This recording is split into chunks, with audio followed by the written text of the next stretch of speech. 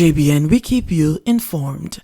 I am Michelle Jones, and in the news, Reid gets $23.3 million settlement. Reid is set to receive $23.3 million as a settlement package after stepping down as principal of Jamaica College, JC. The Ministry of Education is to provide $16.1 million to the embattled former cabinet minister, while JC will pay an additional $7.2 million. Reid stepped down as principal of JC on Saturday ahead of the expiration of a special leave that was granted to him when he was appointed education minister. The Education Ministry had rejected a recommendation by the schools board that the special leave be extended an additional 5 years. Initial reports are that Reid's settlement was close to $100 million. However, Education Minister Favour Williams debunked that claim. Reid has been before the court since October 2019 on charges of defrauding the Ministry of Education and Caribbean Maritime University of millions of dollars. It was forced to resign from the Andrew Holness-led cabinet in March 2019. Weeks after brush with gunman, hairdresser turns up dead. When Maquisha Smith never returned to her workstation last Thursday afternoon after leaving to meet a family friend, her employer, Natisha Miller, became anxious. Her unease was further fueled when the salon's receptionist phoned her the following day, saying the boyfriend and relatives of Maquisha had been trying to find her. The stylist handbag was still at her workstation at the same spot she left it the day before. Staffers had asked Maquisha for her destination, but she only said, "I just go meet somebody. Miss Miller, you can't buzz me out." Those were her last words around noon that day. "She should have come back," Miller said somberly, during a visit to Bebe Style Salon at Retirement Road in Kingston, where Maquisha has been employed as a trainee hairdresser for a month. Miller further stated that the 21-year-old had asked Abira to direct her to 14 Retirement Road before leaving. "She was such a sweet soul. I just can't understand what happened," Miller said. After a missing person report was filed, her co-workers took action and started circulating flyers online with the hope of her return. But Maquisha's decomposing corpse was found on the Port Royal Main Road in Kingston on Monday afternoon.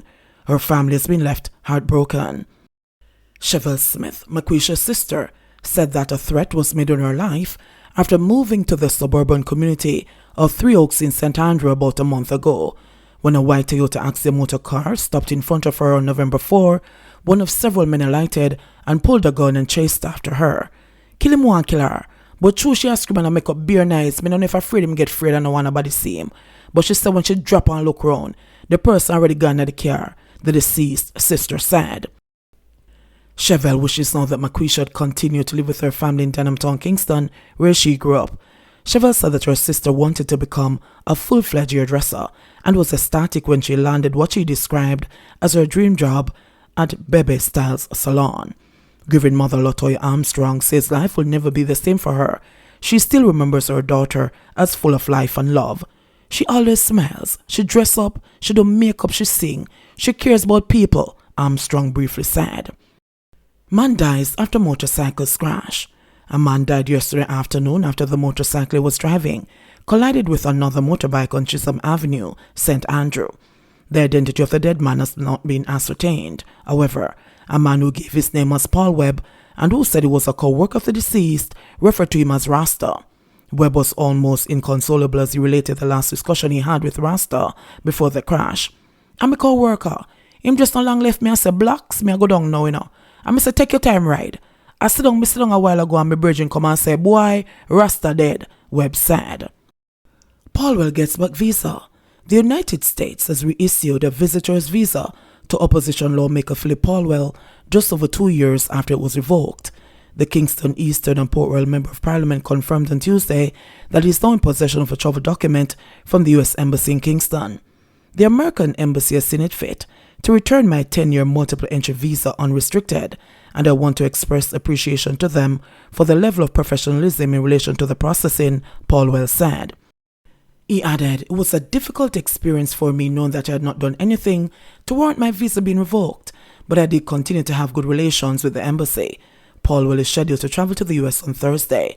The B1, B2 visa has an issue date of November 22, 2021 and an expiration date of November 16, 2031.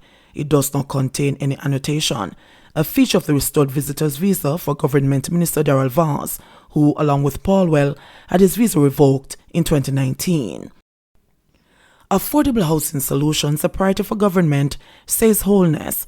Prime Minister Andrew Holness says the thrust to provide innovative and affordable housing solutions for Jamaicans continues to be a priority for the government.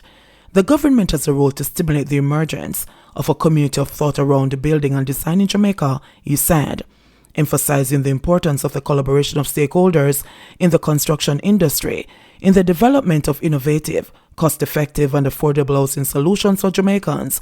The Prime Minister noted that the initiative is intended to stimulate discussions on innovative building design technologies with a view to incorporating these in future developments.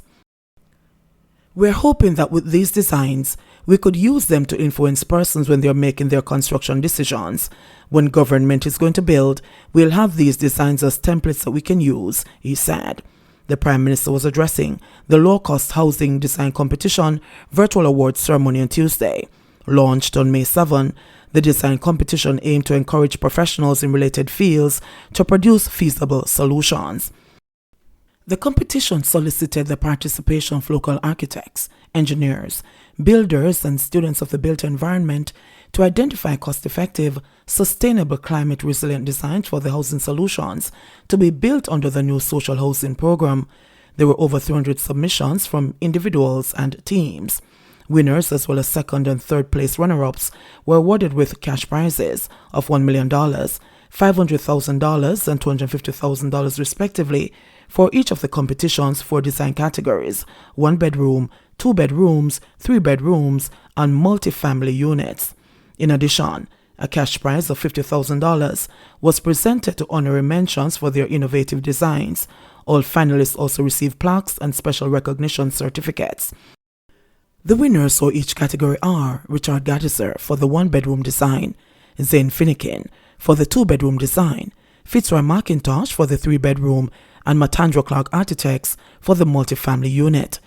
The winning entries from the competition will be utilized to inform the design of future housing solutions under the new social housing program. Chair of the 9-member panel of judges for the low-cost housing design competition, Janet Thompson, who presented the judges' report, said the competition harnessed the talents of persons from a broad cross-section of the Jamaican population, professionals and amateurs alike. Coming out of the work that we did, it is clear that we have a wealth of ideas out there to address this challenge that we're trying to solve.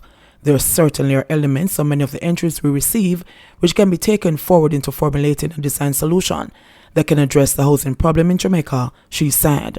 Outlining the judging criteria, Thompson said entries for each category, which were compliant with the requirements, were individually evaluated and the winner selected based on majority vote. Entries were assessed on cost of the unit, innovation, climate resilience, functionality, and materials. Jamaica reports 50 new COVID cases, 2 deaths. Jamaica reported 50 new COVID-19 cases and 2 deaths on Wednesday, bringing the local infection total to 90,905 and total deaths to 2,365. According to the Ministry of Health and Wellness, the new cases comprise 25 females and 25 males with ages ranging from 2 years to 88 years. The cases were recorded in St. Catherine 17, Kingston and St. Andrew 12, Hanover 7, St. Thomas 4, Westmoreland 4, St. James 2, Clarendon 2, Manchester 1 and St. Mary 1.